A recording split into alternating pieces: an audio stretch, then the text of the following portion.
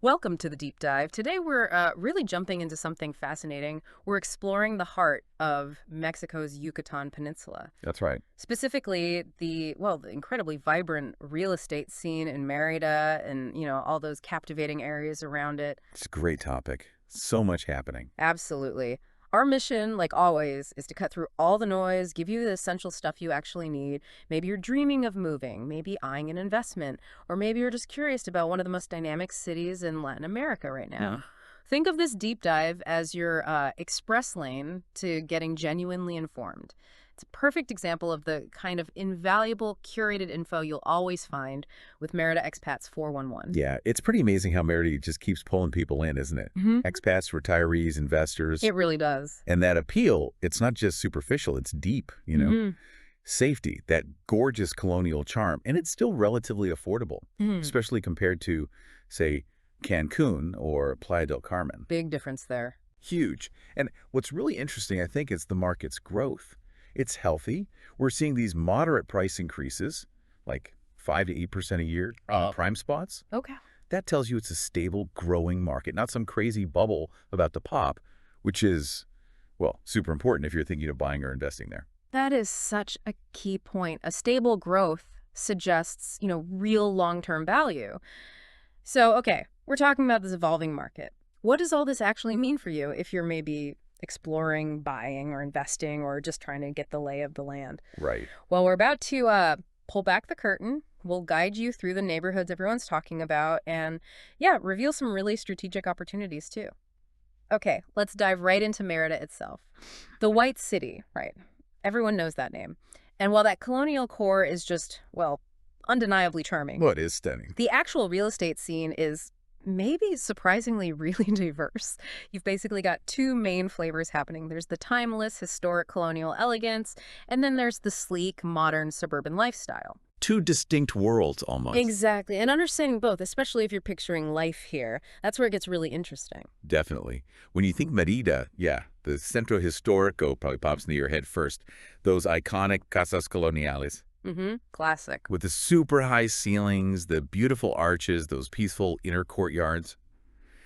It's undergoing this fascinating gentrification process. Right. You can find places needing a total overhaul, starting around, say, 150,000 US dollars.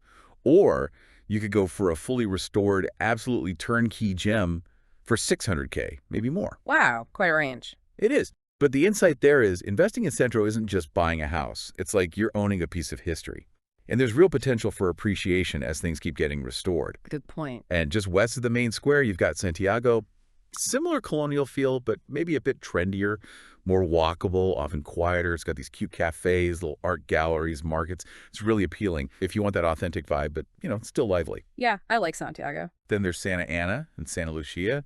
They're super coveted, especially for rentals, like Airbnbs. They do really well. Ah, okay. It's location. Totally. They're right near Paseo de Monteo, that grand boulevard. Hmm. So your steps from fancy boutiques, amazing restaurants, the real cultural pulse of the city. Makes sense. And if you're looking for something maybe a bit more traditional, family-oriented colonial with a bit more space, check out Itzna. It's known for bigger lots, established family homes, kind of like a hidden gem for growth potential, maybe for multi-generational living or future expansion. It's got flexibility. Okay, so lots of character and history in Centro and its surrounding neighborhoods. But then, like you said, there's this whole other side. If we look north, Yeah, North Merida, it's like a different city almost. it really is. This is where Merida gets modern. Condos, big, secure, gated communities. Right, a different lifestyle focus. For instance, Alta Brisa. If convenience is like your number one thing, that's probably it. You're right by top hospitals, the huge Alta Brisa Mall. Yeah, Everything's there. super practical. Then you've got Temazon Norte. That area is just booming. Luxury homes, brand new gated developments popping up everywhere. And it's really close to the Big La Isla shopping village. It's got a lot of growth there, definitely. And if you're thinking maybe a quieter suburban feel, more spread out, maybe you want to build your own place, Conkel and Cholul are great options. More affordable land out there. Yeah, more affordable lots, pre-construction deals, still only about, 20 minutes drive to Centro? Roughly, yeah. Pretty easy commute. And we should also mention Santa Gertrudis Copo. It's another modern residential spot, really popular with young professionals, families starting out. Good blend of contemporary living and community feel. It really brings up a key question for anyone thinking about moving here. What's that? What kind of life are you actually looking for? Because Merida's market, it's kind of unique in how it caters to almost everyone, every taste, every budget. That's true. Whether you dream of, like, pouring your heart into restoring an old colonial house, putting your stamp on history, or if you prefer the easy, turnkey convenience of a modern place with all the amenities, Hmm. the city really delivers. It covers the spectrum. Totally. And that diversity, it's not just a nice feature, it's probably why the market stays so strong. It meets so many different needs and desires. There's pretty much a perfect fit for almost anyone. That's a really thorough look at the city itself. Fantastic options. But, the story of finding value, finding unique opportunities, it doesn't just stop at the Merida city limits, does it? Not at all. You got to look outwards, too. Okay, so let's unpack that. Let's venture out, explore the surrounding areas, the coast, inland towns, places offering totally different lifestyles, and often some pretty surprising deals. Absolutely. Just a short drive away, you hit the Gulf Coast. It's a whole different world. Progresso, for example. Bustling little beach town, maybe 30 minutes from Merida City. Easy trip. Yeah. And it's got a mix, charming older beach houses, some sleek new condo buildings. The key insight there, the rental market is strong, really strong. Oh, okay, for vacationers? Exactly. Vacationers, snowbirds escaping the winter. It makes it really attractive if you're looking for investment income. Good yields. Good to know. Then go a little west, you find Chelem and Choubernot. Smaller places, more like fishing villages. Still pretty laid back. Quieter. Definitely quieter. Mhm. And you can find beachfront homes there for less than in Progresso generally. They're getting these growing expat communities too. People specifically looking for that calmer coastal life, a real escape. Nice. And anything else along the coast catching your eye? Well, if you're looking for something really up and coming, check out Telchac Porto. It's east of Progresso. It's less developed right now, Okay. potential, but it is growing fast. Huh. And crucially, beachfront lots there. Still relatively affordable compared to other Gulf spots, so that could be an exciting place for future appreciation. Big time. Interesting. Okay, so that's the coast. What about heading inland? I hear there are some amazing colonial towns and other emerging spots further out that are worth a look. Oh, for sure. Absolutely. If you drive about an hour east of Merida, you get to Izamal. The Yellow City. That's the one. Famous for all its buildings painted that distinct yellow or ochre. It's a colonial town steeped in history, draws a lot of tourists. Right. And the opportunity there, you can find colonial homes for significantly less than in Merida Centro. It's a strategic play. They're kind of ideal for converting into boutique hotels or maybe some really nice Airbnb rentals, leveraging the town's charms. Smart. Capitalizing on the tourism. Exactly. Then go about 2 hours from Merida, kind of midway to Cancun, you hit Valladolid. Heard a lot about Valladolid lately. You probably have. It's not just pretty, it's really an emerging hotspot. Tons of colonial charm, amazing cenotes nearby. It's having a serious tourism boom right now, and that's driving a lot of investment interest. So prices are moving. They are. Still lower than Merida Centro for now, but definitely rising steadily. So it's maybe a good time to get in if you believe in that growth trajectory. Okay.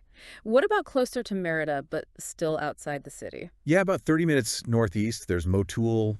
It's becoming more of a commuter town. Ah, famous for the eggs. Huevos multileños. Yes, that delicious breakfast might become your main reason to visit. But seriously, Motul offers that really authentic small-town Yucatan vibe. You can find affordable land, charming fixer-uppers, perfect if you want genuine local life away from the city bustle. Sounds lovely. Any other areas? Well, southwest of Merida, you've got Uman and Hunacma. These towns are seeing a lot of industrial growth, actually. Oh, interesting. Different angle. Yeah, and residential growth follows that. So you're seeing affordable housing developments going up, appealing to families, workers.